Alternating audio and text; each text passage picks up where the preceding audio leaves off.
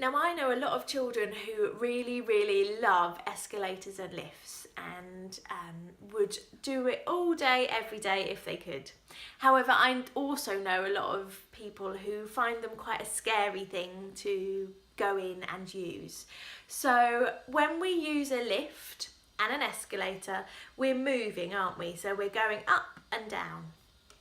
Now, our vestibular sense is sensed from our inner ear, and it's all about our fluid level. So if we are hypersensitive to our vestibular sense, it might be that we really like both of our feet on the ground. We like to feel grounded because we're getting lots of vestibular stimulation.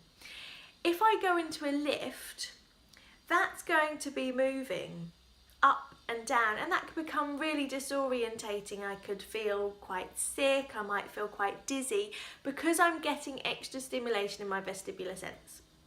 So if you imagine, if I ask you to spin around in a circle, then try and walk in a straight line, that's your vestibular sense that would find it difficult for you to do that. So if you imagine the same sense, if you are moving up and down, you're getting that stimulation. Okay, so for people who are hypersensitive to vestibular stimulation, whether it's a lift going up and down or an escalator up and down, they're both giving the same sensation. Now, on top of that, it may well be the visual, so the way that your environment is moving as well. That's far too much information for someone to process. It might be the sound, it might be the lights. So there's usually lights on the side of an escalator or in a lift. If you're sensitive to visual stimulation, you might not like lifts as well. And our visual sense is very closely related to our vestibular sense. So consider that. Try and find ways that you can still use those things, but maybe you're going to transition towards using them. So use stairs.